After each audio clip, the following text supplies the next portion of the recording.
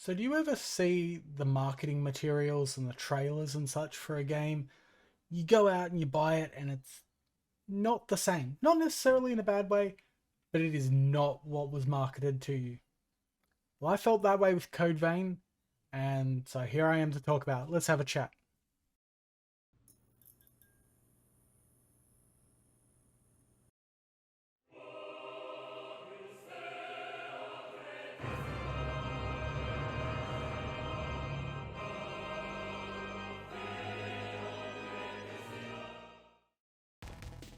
Now, right from the start, the trailer for Code Vein talks about co-op and a challenging RPG and stuff like that, and you can see that it's very anime-inspired art style. So immediately you're thinking, all right, this is a co-op JRPG, and that's exactly what I thought. And I was like, I don't have any friends, so I'm just going to put that on the wish list and think about it later. Coming back to it after someone mentioned that it was a Souls-like, I was like, you know what, maybe it is. I picked it up and I've just finished it as of last night. Yes, it is very much a Souls-like. At its core, it is a Souls-like game. It uses like a checkpointing system similar to like bonfires, but it calls it missile. You have bosses at the end of each area and sometimes scattered throughout. And when you fight a boss, bog walls come up just like Dark Souls, and it's this arena type area that you will fight this boss around. On top of that, you've got a focus on combat and abilities and ways to utilize that.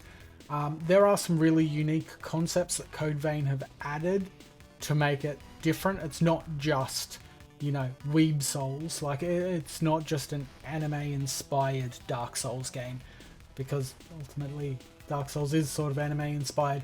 But this takes sort of a lot of JRPG elements and things like that and puts that in. There's a lot of sort of being able to hot swap abilities and things of that nature within the game to sort of freshen it up. So there are a lot of really unique ideas, but it is very much a different game to what was advertised. Now let's talk about combat. So when you first get into the game, the first maybe hour or so are up to the butterfly boss. Once you play the game, you'll know what I'm talking about. That is like easy. You just think, oh yeah, this is just a hack and slash JRPG with Souls elements. And by Souls elements, I mean missile. But yeah, it's not. The further you get into it, the more your average enemies don't get too difficult. Sometimes you get like a big group and it just absolutely shits on you. But bosses, the further you get, the more it feels like a Souls game.